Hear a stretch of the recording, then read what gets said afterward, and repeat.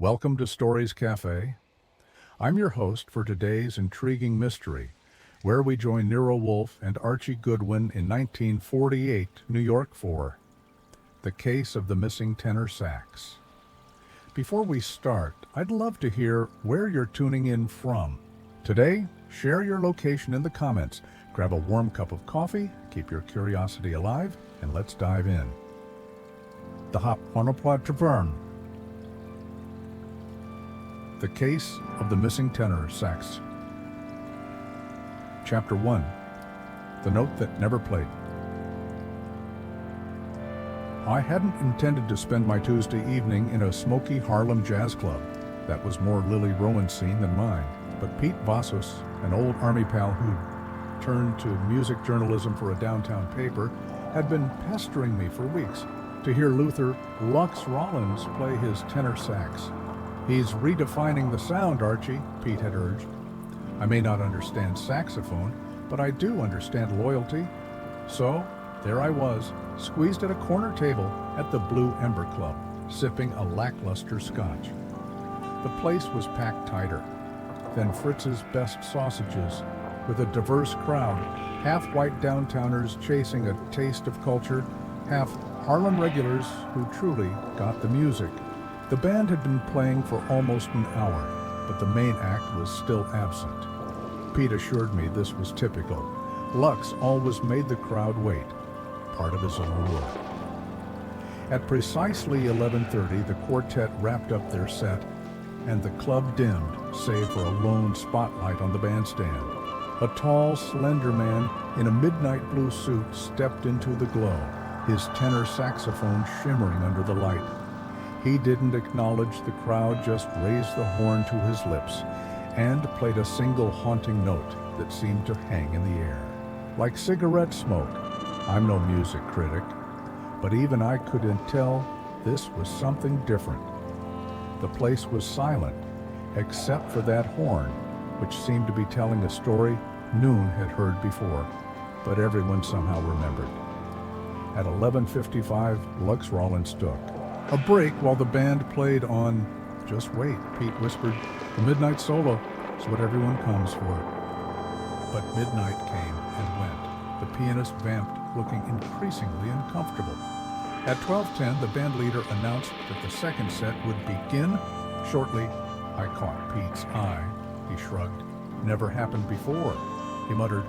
"I wasn't being paid to investigate anything, but curiosity is an occupational hazard." I slipped out back where I spotted a Herodal-looking man with thinning hair and a too expensive suit arguing with the piano player. "He never misses a set, Hector. Something's wrong. Just find someone who's seen him. Max, we've got a packed house." Hospital. Returned to my table, waited through another 40 minutes of music without Lux, and called it a night. I didn't think about it again until the phone rang. At the brownstone the next morning, Nero Wolfe was upstairs with the orchids. As I took the call, a voice introduced itself as Hector Barnes, owner of the Blue Ember Club. I told him. Wolfe's rates started at $100 a day, plus expenses, mainly to discourage him. But he didn't flinch. "Mr. Goodwin, one of my staff saw you last night. Said you looked like someone who notices things. Lux Rollins was murdered last night. I'm coming over." I was still considering whether to tell him Wolfe didn't care about dead saxophone players when he hung up. When informed Wolfe we had a potential client arriving, his only response was a grunt which I interpreted as grudging acceptance. At precisely 11 Haas, our morning business hours having officially begun, the doorbell rang and I admitted Hector Barnes to the brownstone. He was a compact man in his 50s, with shrewd eyes and nervous hands that kept straightening his already straight necktie. I led him to the office and the red leather chair where he perched, like he might need to make a quick escape. Wolfe came down from the plant rooms at 11 on the dot, as immovable in his habits as. In his bulk, he lowered himself into his custom chair, rang for beer, then clasped his hands over his middle and examined our visitor. "Sir, you believe you require my services?" It wasn't a question, but Barnes answered anyway. Mr. Wolfe, Luther Rollins was found dead this morning in an alley 3 blocks from my club. The police are calling it a mugging, but I don't believe it. Why not?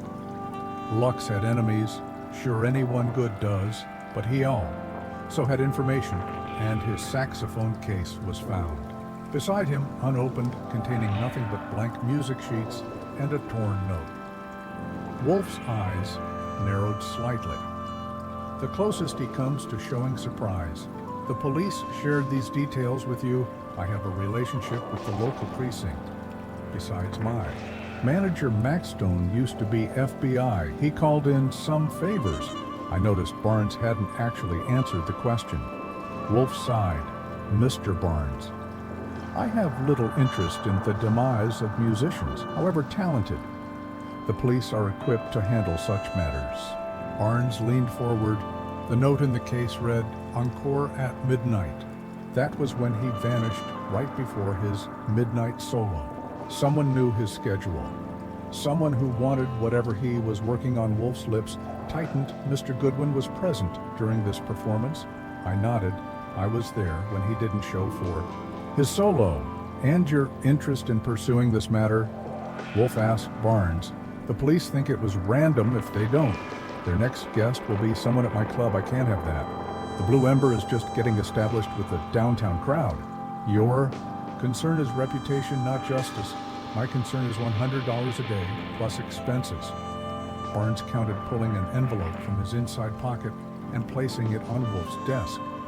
That's 500 ace a retainer. Wolfe made no move toward the money. What do you imagine I can accomplish? Find out who killed him and why Fritz entered with Wolfe's beer. After pouring and receiving the customary microscopic nod, Fritz departed Wolfe Tuca. Long, slow sip, then set the glass down precisely on the coaster. Very well, I accept the commission.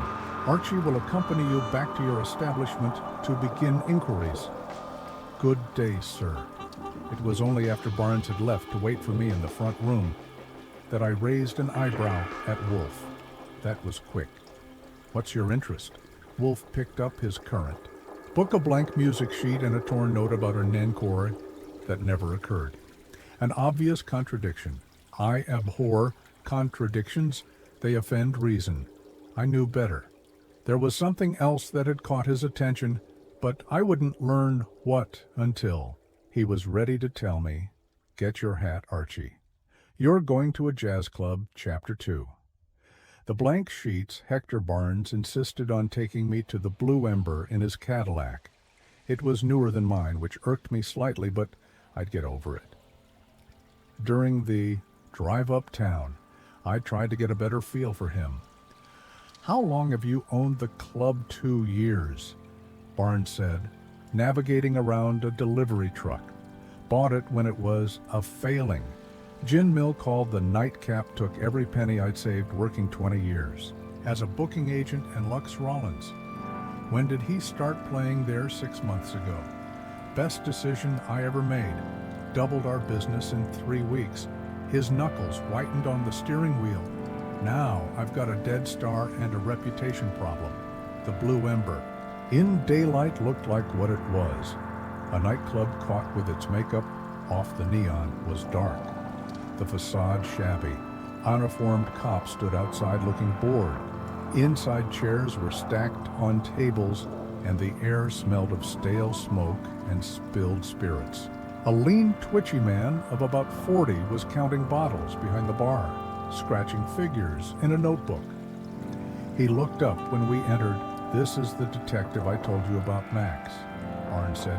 Archie Goodwin, works for Nero Wolfe. Maxwell Stone came around the bar, giving me an appraising look. He had the straight-backed posture of a man who once wore a uniform and still thought he did FBI. 10 years, he said before I could ask. After the war, I wanted something different, less regulations. He didn't offer his hand. You were here last night. It wasn't a question, and I didn't treat it as one. Show him around. Barnes instructed. I've got calls to make. He disappeared through a door. Marked Private Stone's tour was perfunctory. The main room with the bandstand, the bar along one-wall tables crowded too close together, the tiny kitchen, a storeroom and back. He answered my questions in clipped sentences that provided information without volunteering anything beyond what I'd asked. Yes, Lux was reliable, never missed a set before. No, he didn't socialize much with the band. Yes, he arrived alone last night at his usual time, about an hour before his first set. No, Stone hadn't noticed anything unusual. What about the saxophone case, I asked. What about it? The blank music sheets. The torn note. Stone's face remained impassive. Police business. I'm working for your boss, which makes it my business too. He barely concealed his irritation. The case wasn't touched. It was still locked. Whoever killed him didn't want his horn, which would be worth something. They wanted him, or they wanted something else. He suggested Stone didn't bite. Instead, he said, "We open at 7, staff arrives at 5 if you want to talk to. Then come back then." I did, but first I examined the alley where Lux's body had been found. It revealed nothing the police wouldn't have already seen. A narrow passage between buildings poorly lit with fire escapes overhead and puddles of questionable origin underfoot. A convenient place to be unobserved. When I returned at 5, the Blue Ember was stirring to life. A bartender was slicing lemons. 2 waiters arranged tables. A thin Negro man with nimble hands was checking the piano, playing occasional chords. The most interesting person, however, was behind the bar restocking glasses. She was in her late 20s, blonde, with a figure that hadn't come from rationing. When she looked up, her eyes were an unusual shade of amber. "Can I help you?" Her voice was smoky, Archie Goodwin. "I'm working for Mr. Barnes, Melody Hayes." She dried her hands on a towel. "You're investigating what happened to Lux." "That's right. You work here long, about 4 months. I'm just filling in until something better comes along." "Like what?" "Like anything. Broadway. Hollywood. I'm an actress, not a waitress." "See anything unusual last night?" She hesitated. Luck seemed distracted, more than usual. I mean, he was always lost in his own head. But last night, he kept looking at the door like he was expecting someone. Anyone in particular seemed interested in him. Everyone was interested in him. That was the point. She went back to arranging glasses, but there was a group at the corner table, 3 men in expensive suits. I'd never seen them before. Any connection to Vinny?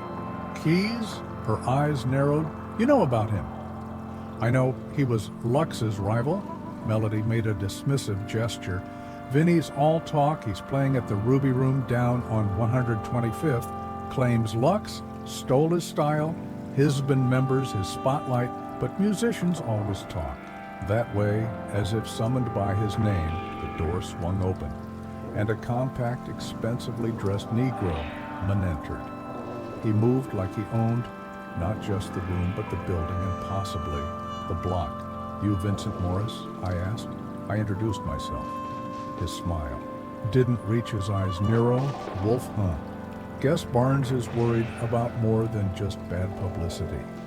He adjusted gold cufflinks. "I've got nothing to hide. I was leading my band at the Ruby Room when Lux checked out. 50 people can confirm it. I didn't ask. For your alibi, you would have." "Well," he shrugged. "Lux and I had our differences, but I wouldn't kill the man. Bad business. His crowd follows him to the grave, not to my club." "Did he really steal your style?" Morris laughed, a short, sharp sound. "You don't know much about jazz, do you? Nobody steals anything. We borrow, we transform, we pay, or marriage. But Lux, ... He paused. "Lux had something nobody could steal. You either have it or you don't." He looked past me to the empty bandstand. He was working on something new, something big. Said it would change everything. "Blank music sheets don't change much," I said, watching his face. A flicker of genuine surprise crossed it. "What do you mean, blank?" His case was full of blank sheet music. Whatever he was working on is gone. "Vincent, Morris shook his head slowly. That's not possible. Lux kept everything in his head until it was perfect.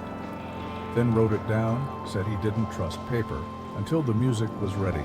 If there were blank sheets in his case, then someone replaced his work. I finished. I spent another hour at the club gathering bits and pieces. The piano player confirmed Lux had been excited about a new composition. The bartender mentioned an argument between Lux and Stone a week earlier. By the time I left, I had a notebook full of contradictions and a growing suspicion that Luther Lux Rollins had been more than just a man with a saxophone.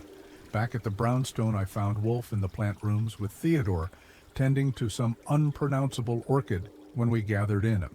The office at 6 for his second business session of the day.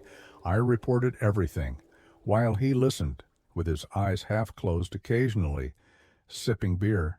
Interesting, he said when I finished. But incomplete, is that all? No, I said. Someone followed.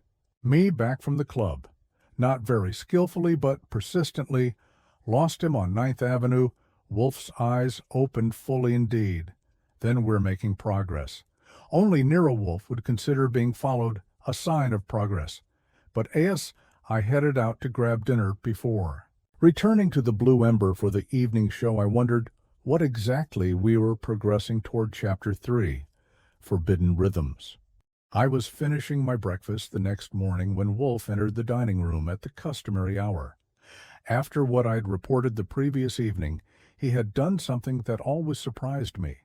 He had disturbed his routine. He had instructed me to have Saul Panza come by at 9:30, cutting into his morning session with the orchids.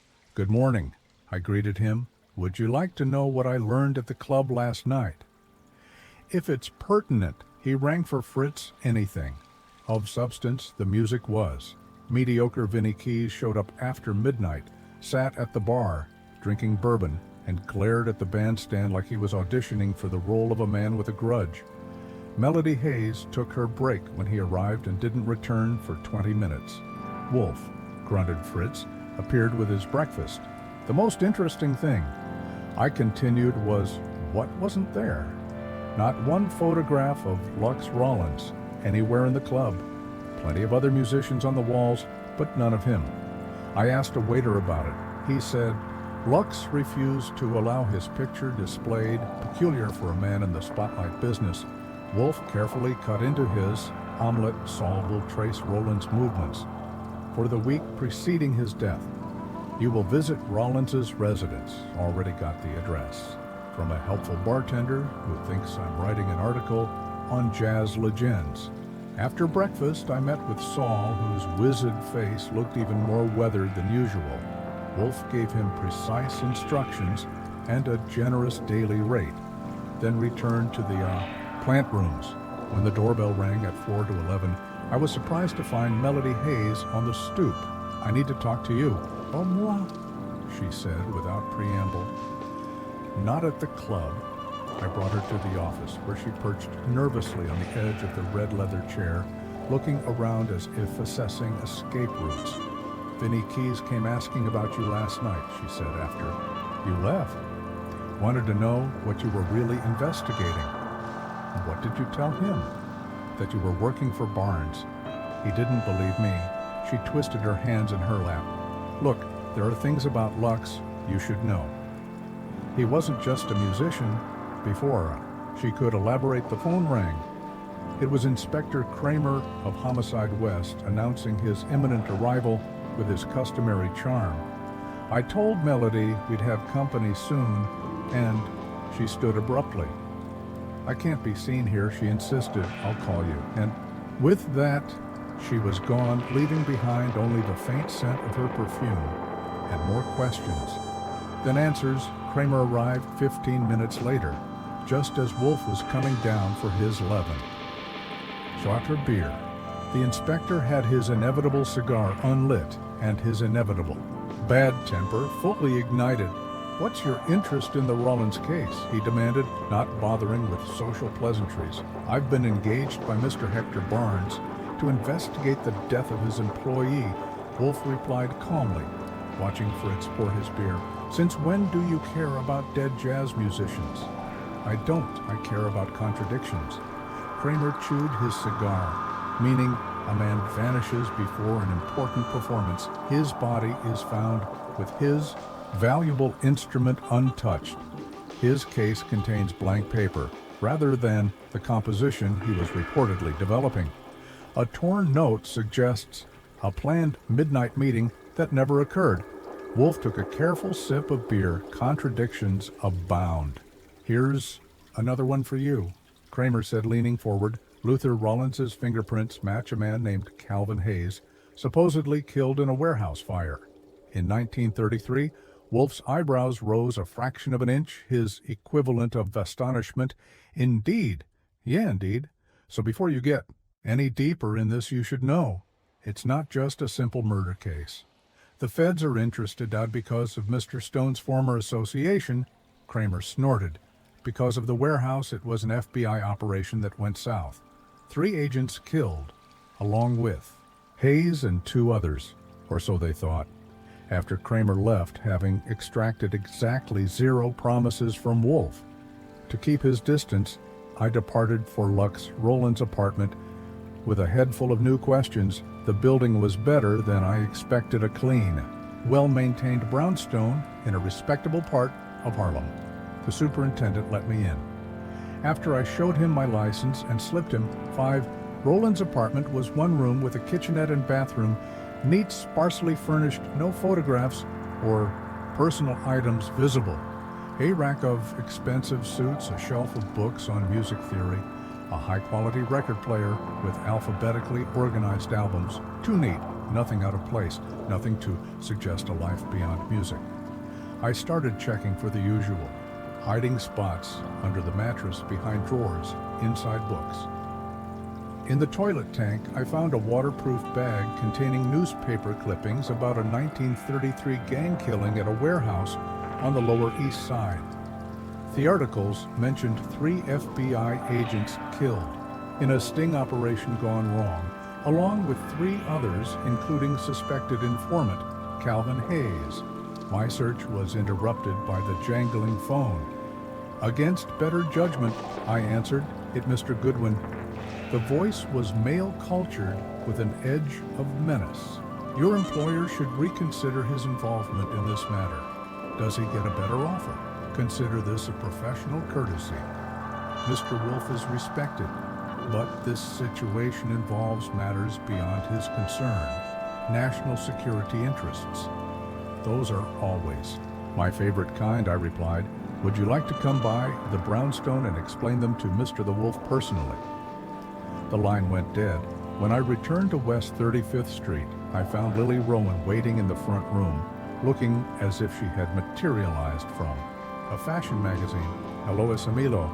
Iche, she greeted me with the nickname I had never managed to discourage. I need a favor. I'm busy with a case I know. That's why I'm here. She smiled the smile that always made me reconsider whatever objection I was forming. I'm hosting a little gathering. Tomorrow night, Hector Barnes will be there, and Vincent Morris and that interesting FBI fellow who manages the Blue Ember. I stared at her. How do you know these people?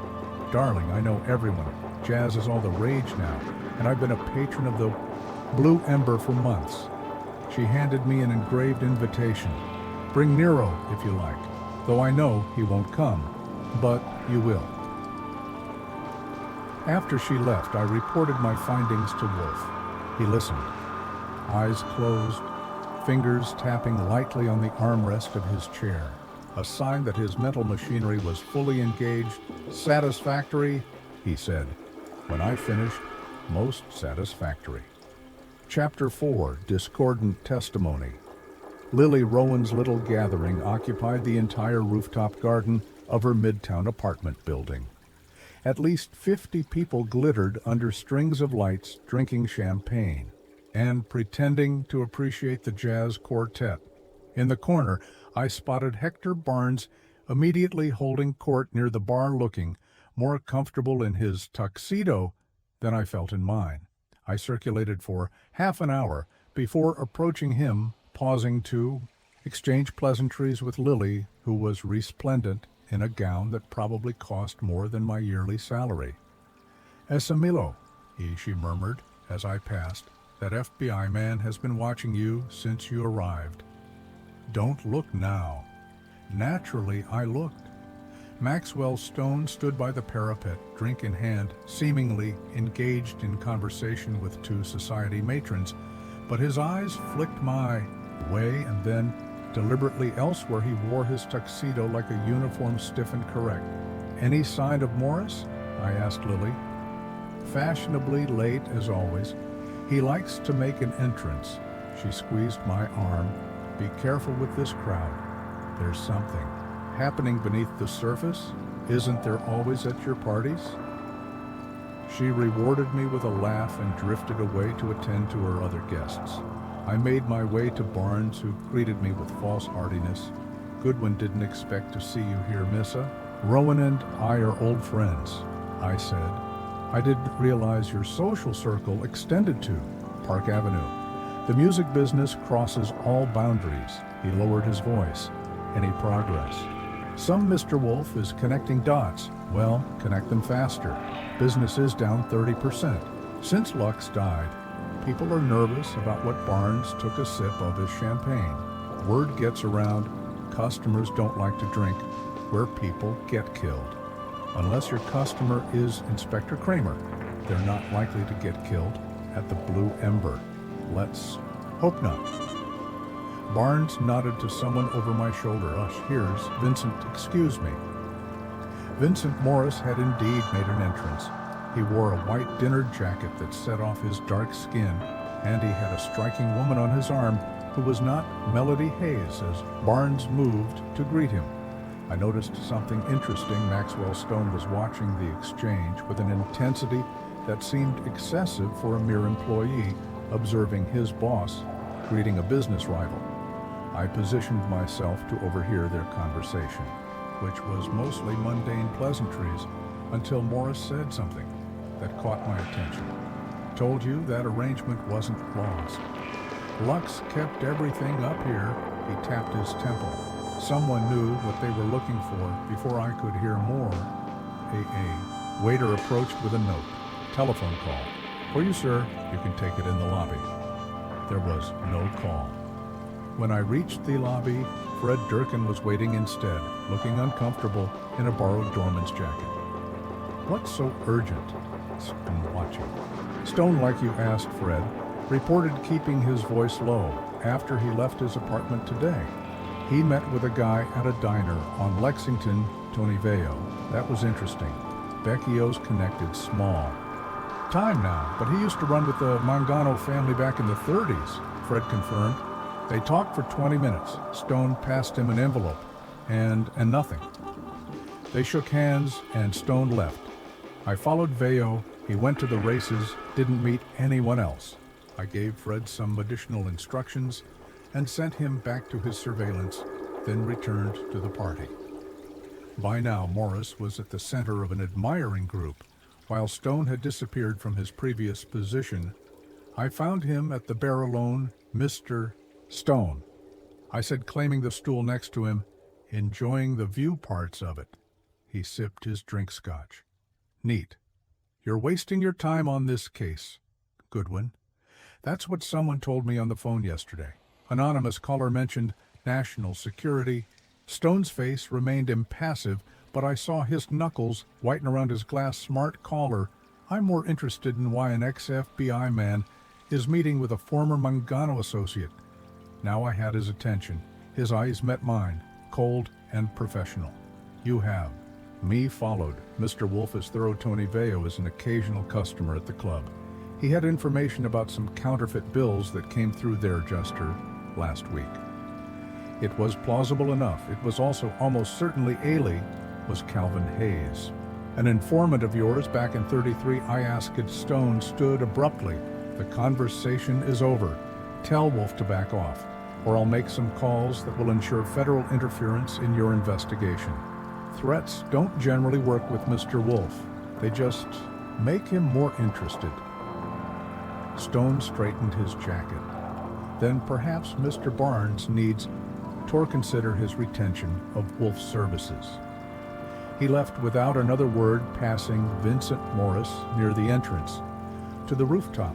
The two men exchanged looks that contained more animosity than should exist between a club manager and a musician who rarely crossed paths. Their rest of the evening yielded few additional insights, though I did overhear a society columnist telling her companion that Melody Hayes used to be quite intimate with Lux, though she used another name back then. When I arrived back at the brownstone shortly after midnight, the light was still on in Wolfe's study. I found him at his desk, not reading his current book as I expected, but examining reports from Saul and Fred that had arrived in my absence. "Anything interesting at Miss Rowan's gathering?" he inquired, setting down a page. I reported the evening's observations, including the interaction between Stone and Morris and the columnists' comment about Melody Hayes. "Saul has discovered something of interest," Wolfe said when I finished. "Rollins made a substantial withdrawal from his bank account 3 days before his death. $5,000. Getaway money. Perhaps more intriguing is this." He pushed a piece of paper across the desk. It was a report from Saul describing a meeting he had witnessed between Lux Rollins and Tony Veo the day before the murder. "Veo gets around," I remarked. "Indeed." "And Fred reports that someone entered the brownstone today while we were both absent. That brought me up short. Entered how?" Skillfully, nothing was disturbed except for a single orchid pot in the plant rooms, moved approximately 1 in from its usual position. A calling card, precisely. Wolfe looked displeased, which was understandable. The brownstone was his fortress. "Tomorrow, you will return to the Blue Ember for the evening performance. I want detailed observations of the interactions between all principals."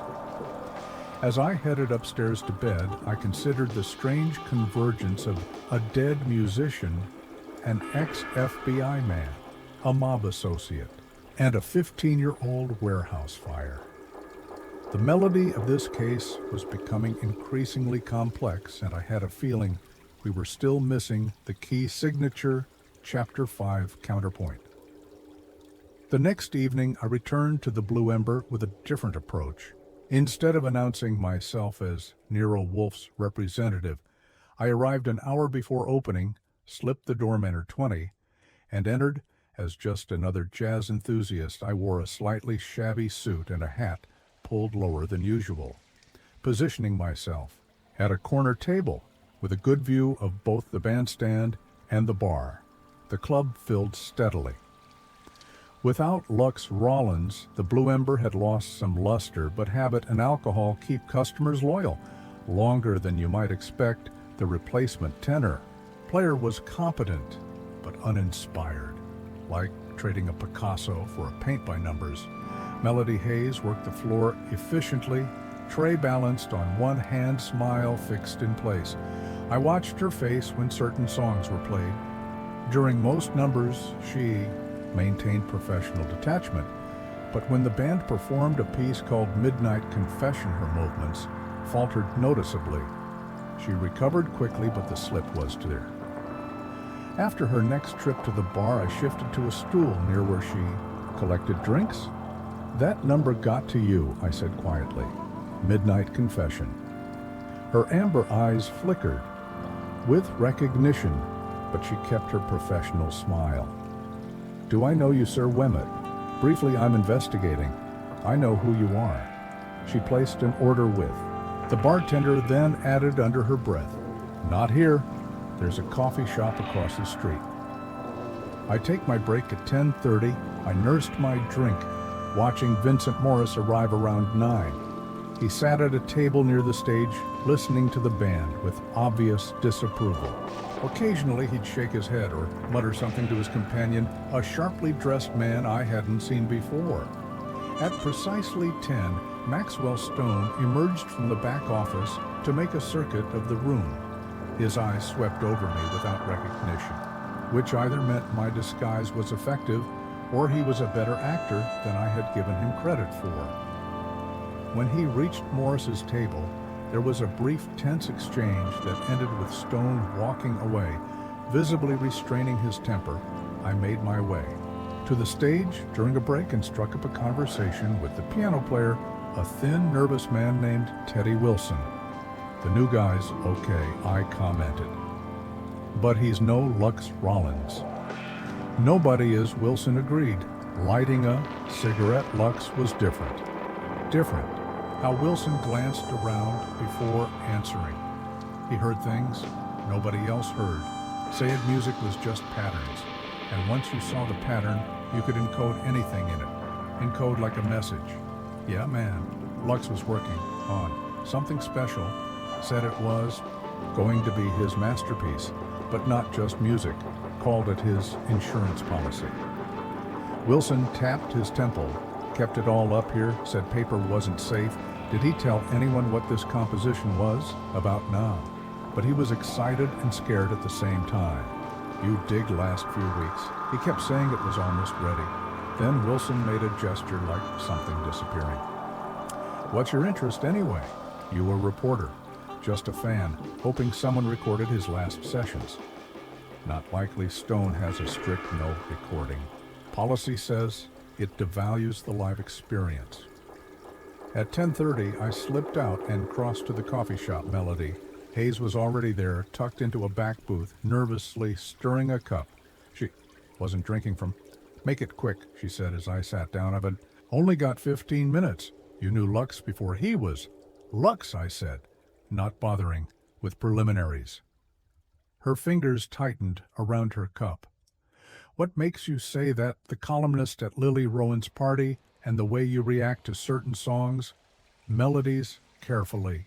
Constructed facade cracked slightly. It was a lifetime ago. Was barely 20 when he was Calvin Hayes. Her sharp intake of breath confirmed it. "Who told you that name?"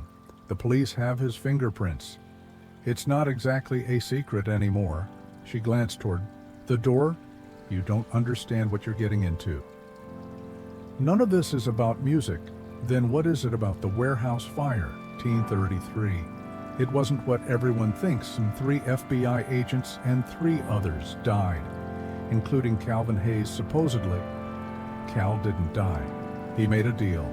Her voice dropped to a whisper.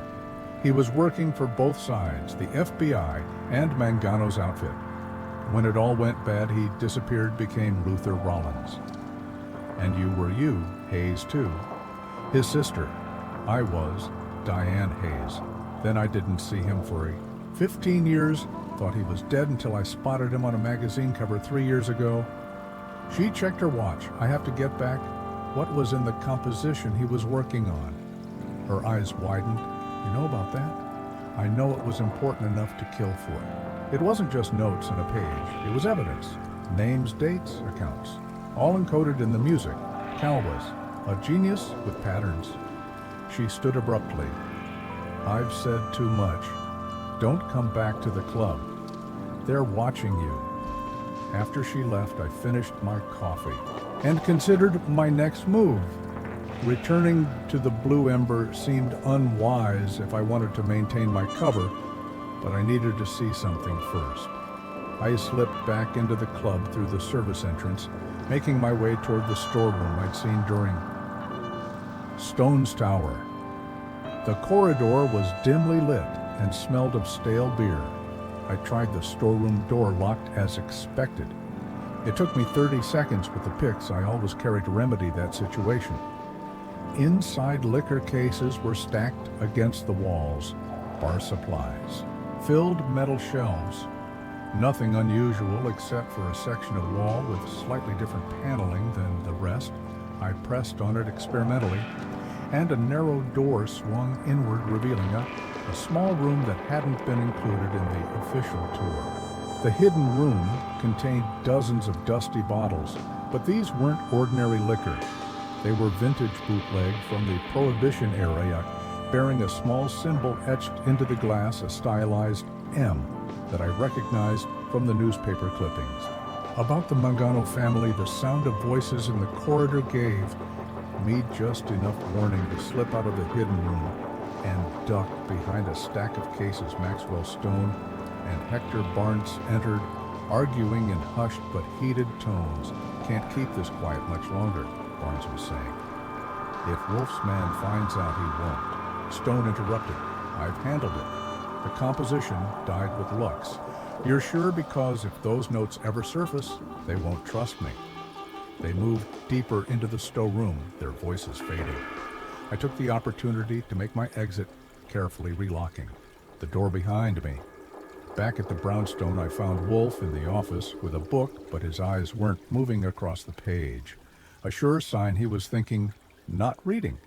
"You're late," he observed as I entered. "I found something at the club," I replied, and proceeded to tell him about the hidden room, the bootleg bottles, and the conversation I'd overheard. I also relayed my conversation with Melody Hayes, including her revelation about her true identity. Wolfe closed his book. "Interesting, most interesting."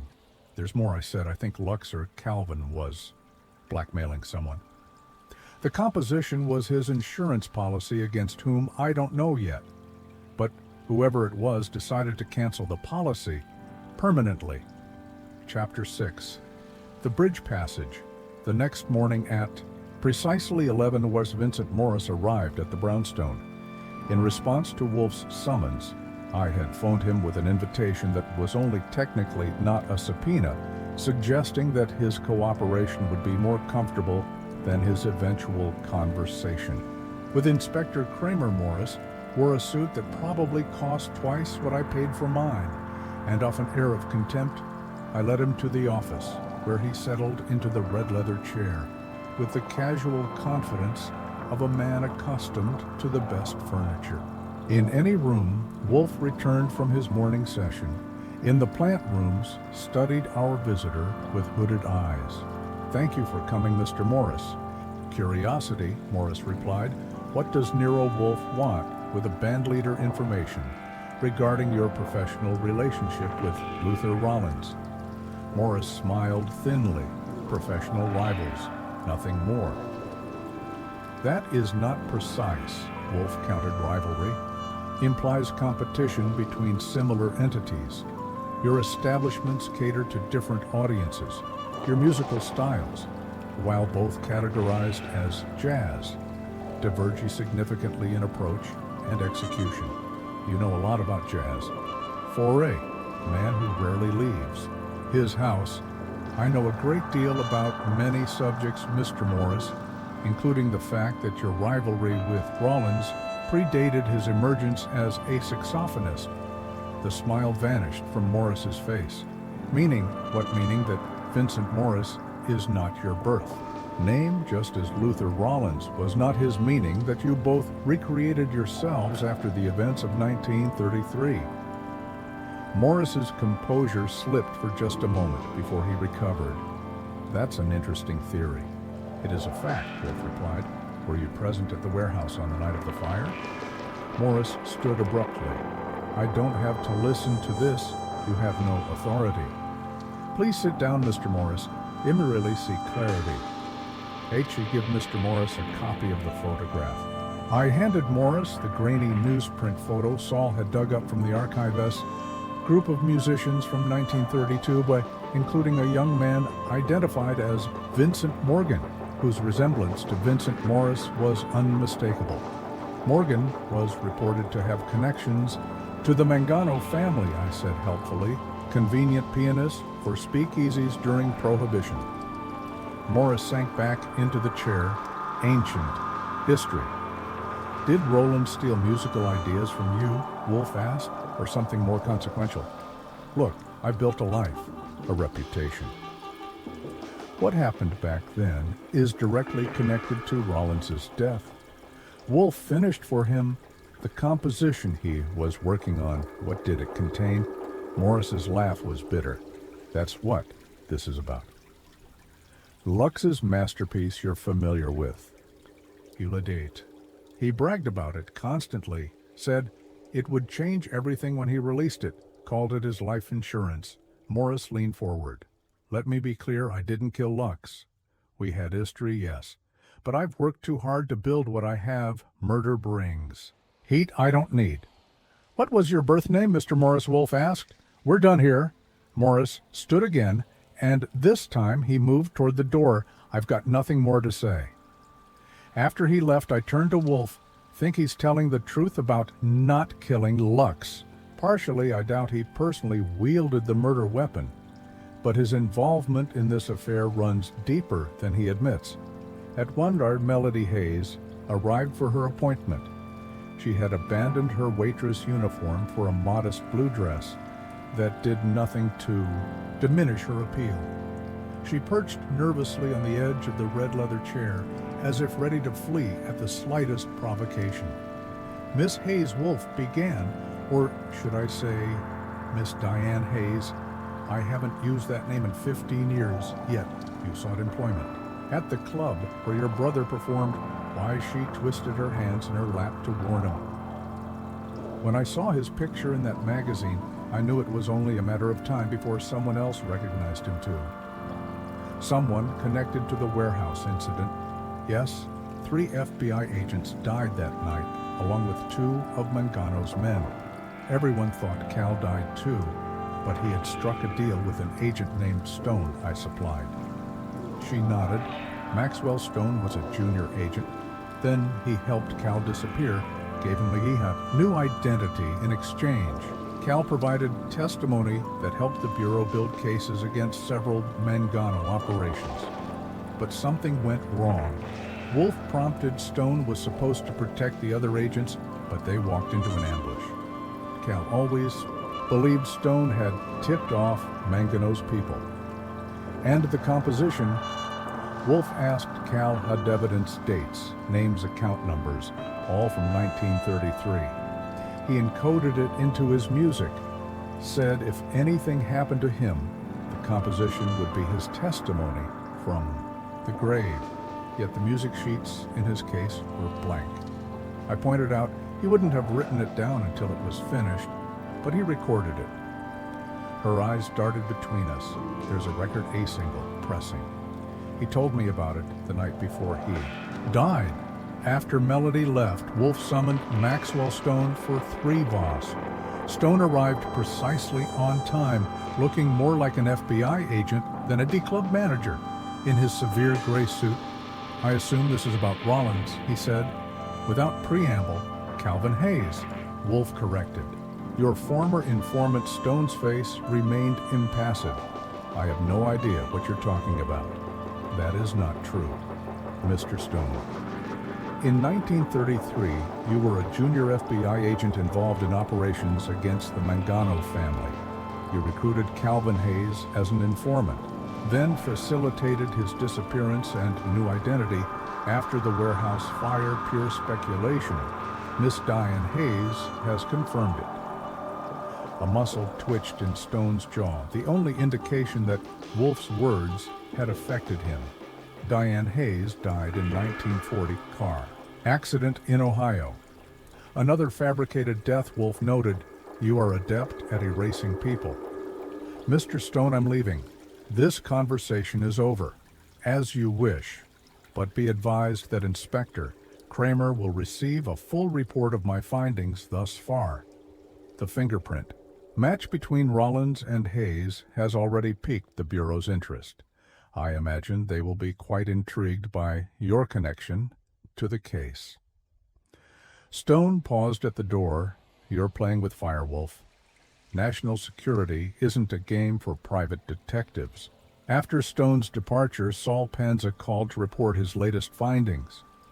According to an elderly musician he'd tracked down during Prohibition, certain musical compositions had indeed been used to encode information about liquor shipments, dates, locations, quantities, all hidden within seemingly innocent arrangements. That pattern again, I said after hanging up. Lux was using an old Prohibition trick to hide modern evidence. Wolfe nodded thoughtfully. We must retrieve that recording. Where would Rollins have hidden his most valuable possession? Not at his apartment. I searched it thoroughly. I considered the problem maybe with someone he trusted. Not the club. Not with Stone there. Perhaps another musician.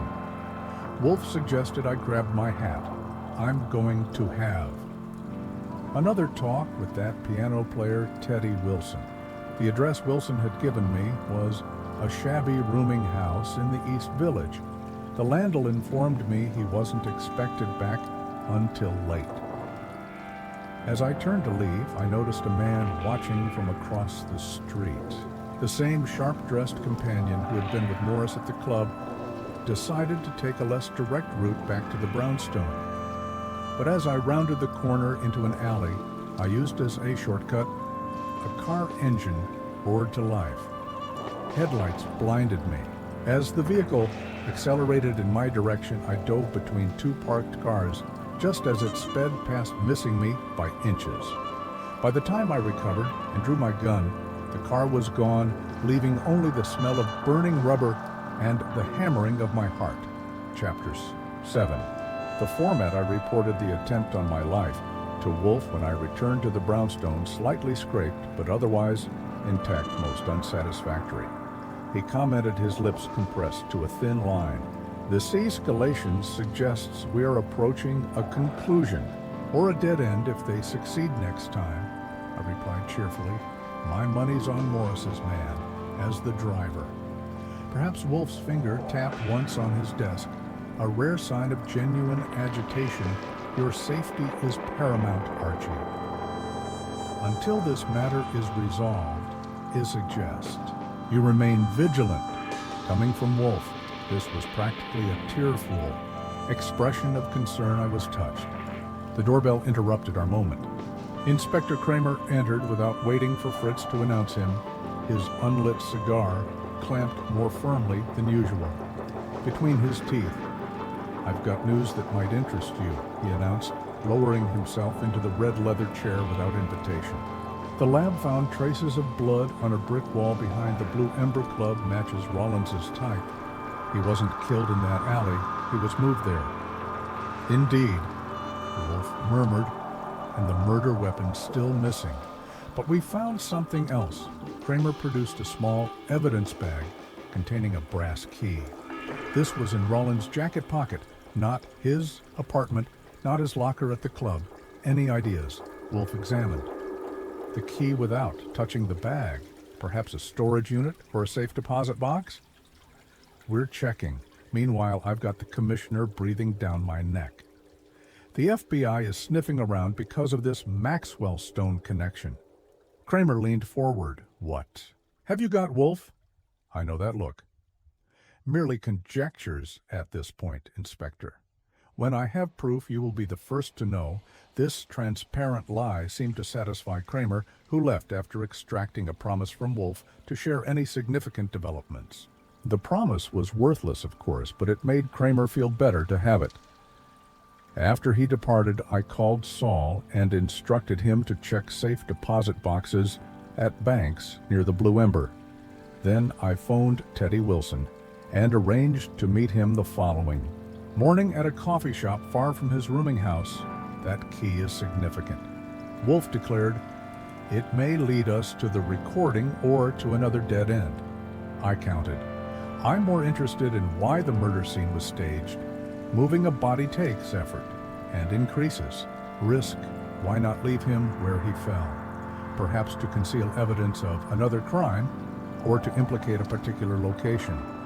The phone rang and he answered to find Hector Barnes on the line, his voice tense.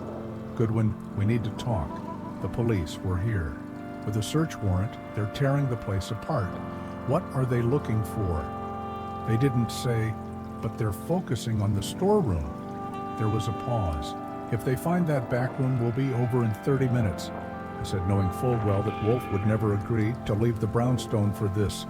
We, Wolfe inquired after I hung up, a tactical use of the plural. I admitted, the police are searching the Blue Ember, particularly the storeroom. Barnes is nervous about that hidden room with the vintage bootleg.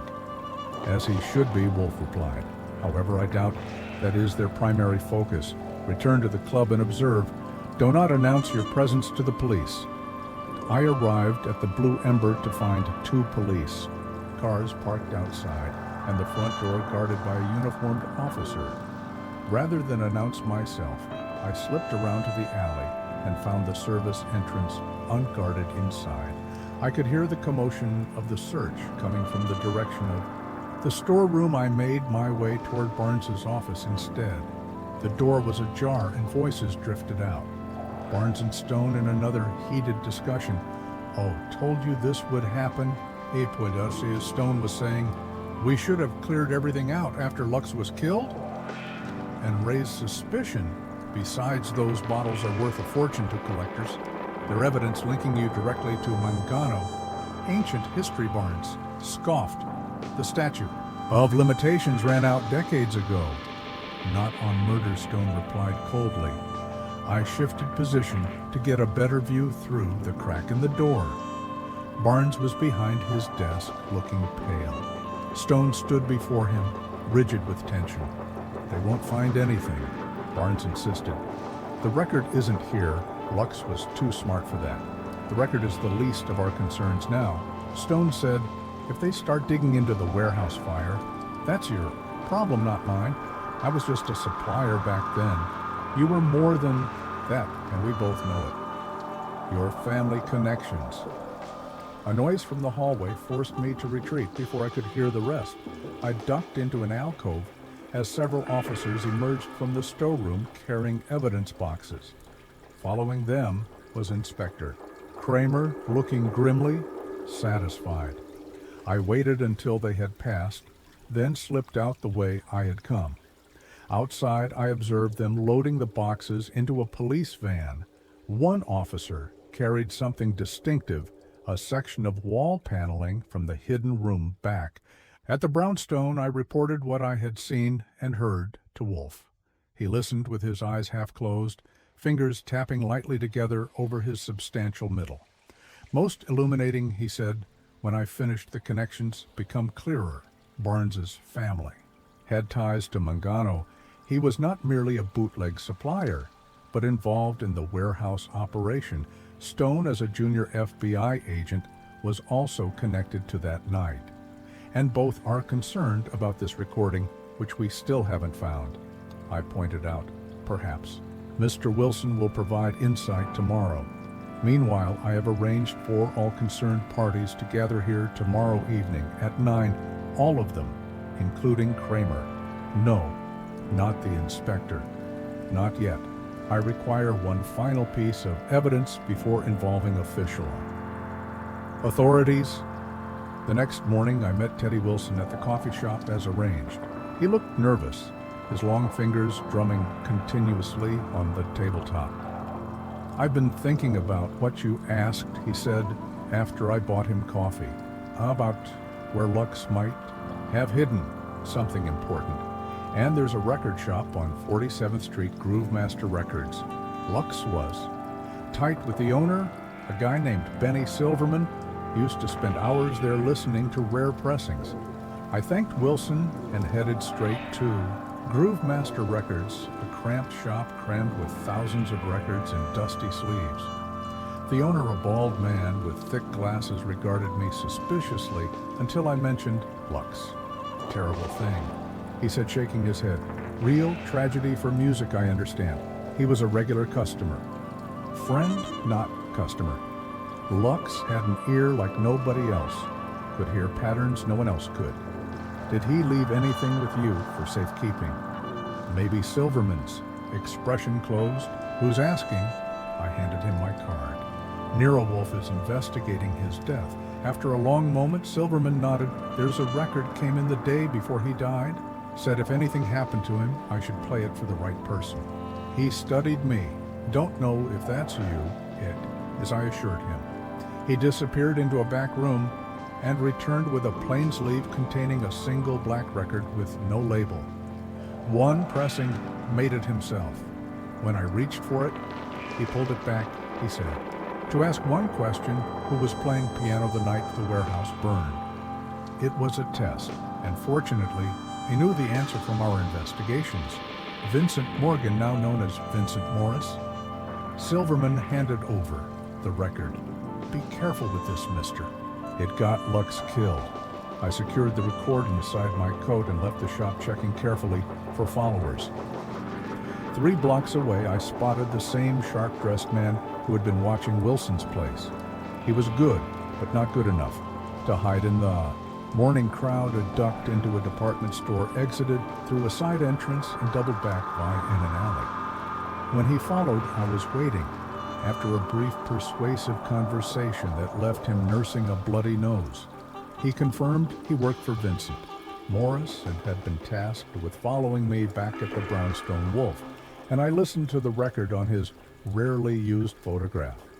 What emerged was a hauntingly beautiful saxophone solo, unlike anything I'd ever heard. To my untrained ear it was just music, complex and emotional. But just music. Wolfe, however, listened with complete concentration, his eyes closed, fingers occasionally moving, as if conducting. When the record ended, he opened his eyes. "Remarkable," he said softly. The evidence was there all along, hidden in plain hearing. Chapter 8. The Final Cadence. At precisely 9 wounds the following evening, our invited guests began to arrive at the Brownstone. Fritz ushered them into the office where Wolfe sat. Behind his desk, massive and imperturbable, he had spent most of the day with the record, playing it repeatedly while making notes that he refused to share with me. Hector Barnes arrived first, immaculately dressed but visibly tense. Maxwell Stone followed. Minutes later, his face a professional mask betraying nothing. Melody Hayes, or Diane as we now knew, her entered with obvious reluctance, taking a yellow chair as far from Stone as possible. Vincent Morris was the last to arrive, fashionably late, wearing an expression of bored disdain. I had positioned myself near the door, partly out of habit and partly to prevent any premature departures. Saul Panza was stationed in the hall as additional insurance. Wolfe surveyed the assembled group, his gaze resting briefly on each face. "Thank you for coming. We are here to discuss the murder of Luther Rollins, known previously as Calvin Hayes." Barnes shifted uncomfortably. "I thought this was about the police search of my club. The two matters are inseparable," Wolfe replied. When Mr. Barnes engaged my services, he presented the case as a simple murder investigation.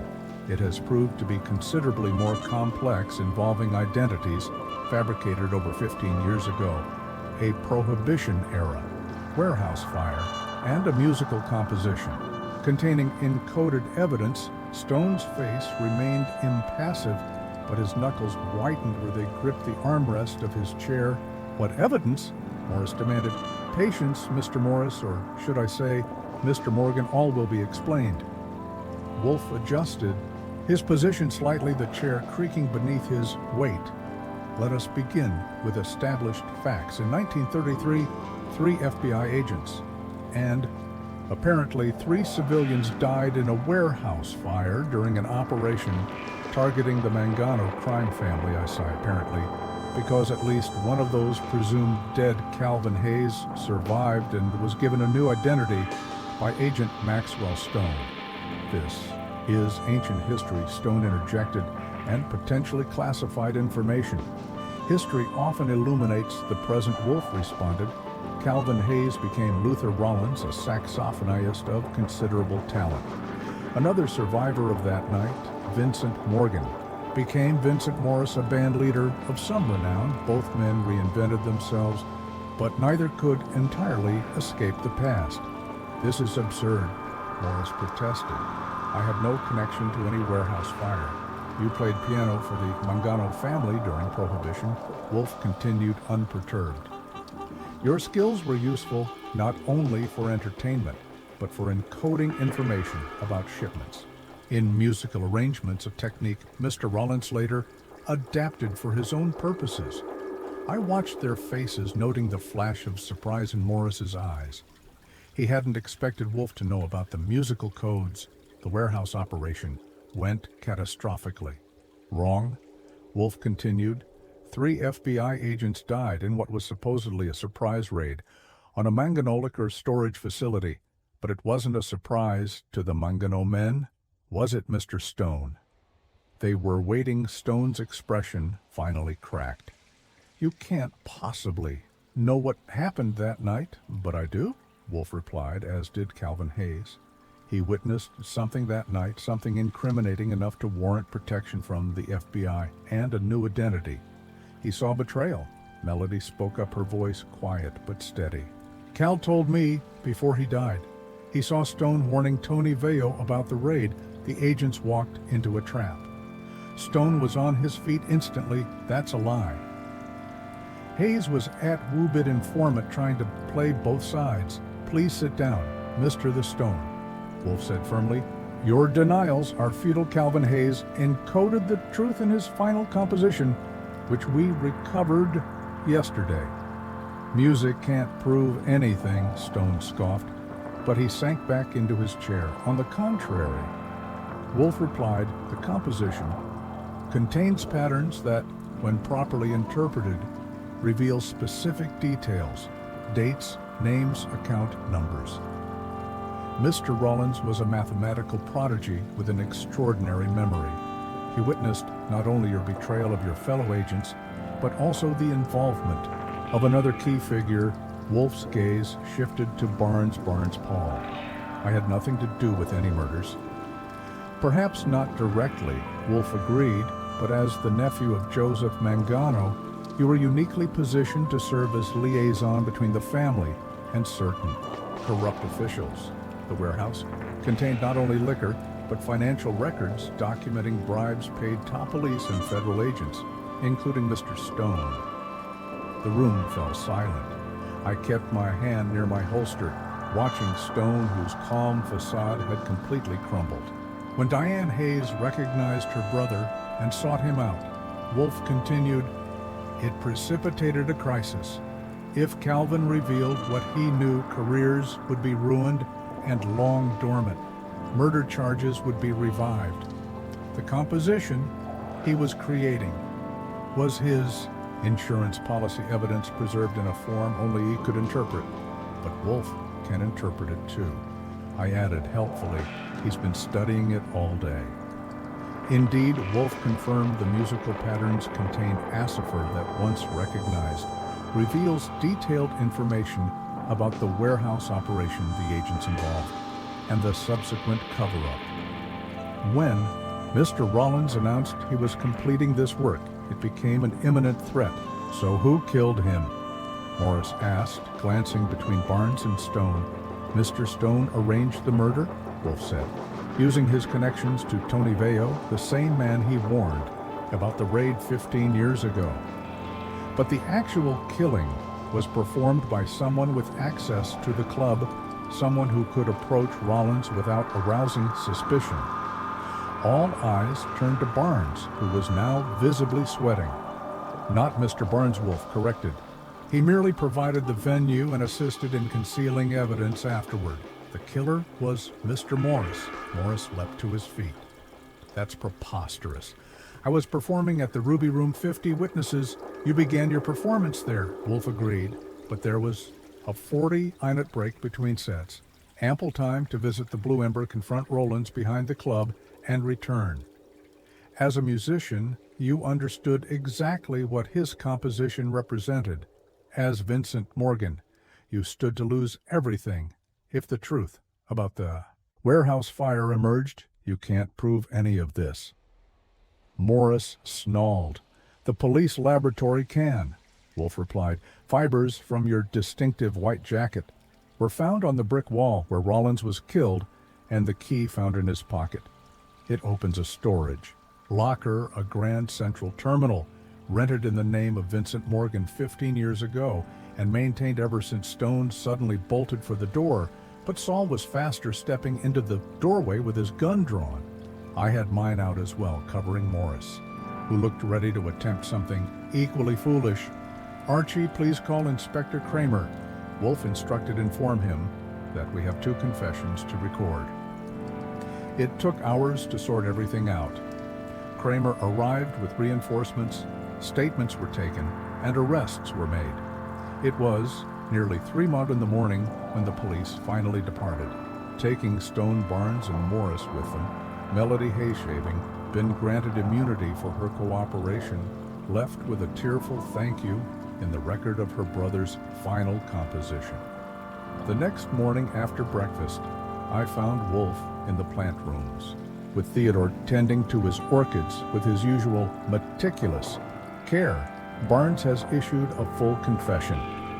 I informed him Stone and Morris are still claiming innocence, but the evidence is overwhelming. Satisfactory, Wolfe murmured, carefully inspecting.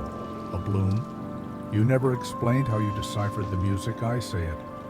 I listened to that record a dozen times and heard nothing but saxophone. The patterns were there for those who knew how to perceive them. Wolfe replied, notes become numbers, phrases become names, rhythms become dates. During Prohibition, such codes were essential for conducting illicit business securely, and Lux adapted the system to preserve evidence instead of hiding shipment details. Precisely a fitting use of his mathematical and musical genius, Wolfe gently adjusted a plant's position, a Greek talent lost to old grudges and buried secrets. Later that day, I typed the final report on the case documenting the complex web of deceptions and murders spanning 15 years. When I finished, I found Wolfe in the office reading peacefully, as if men with secrets in their past hadn't recently occupied his yellow chairs. Another satisfactory conclusion? Wolfe marked his place in his book before answering, justice has been approximated, not perfectly achieved. The truth, after years of concealment, has emerged. Yes, Archie, I would call that satisfactory. He returned to his book, and I to my desk as the brownstone settled back into its accustomed routine, awaiting the next contradiction that would disturb Nero Wolfe's ordered world. Thanks for joining us for the case of the missing tenor, Sax. Did you suspect Vincent Morris was the killer before Wolfe revealed the connection between the musical code and the warehouse fire? Let me know your thoughts in the comments. If you enjoyed this adventure with Nero Wolfe and Archie Goodwin, don't forget to hit subscribe for more mysteries daily. Until next time, remember, Wolfe's wisdom, justice has been approximated, if not perfectly achieved. The truth after years of concealment has emerged. Sometimes the most brilliant solutions come from recognizing the patterns that others miss. And the most dangerous secrets are those encoded in plain sight.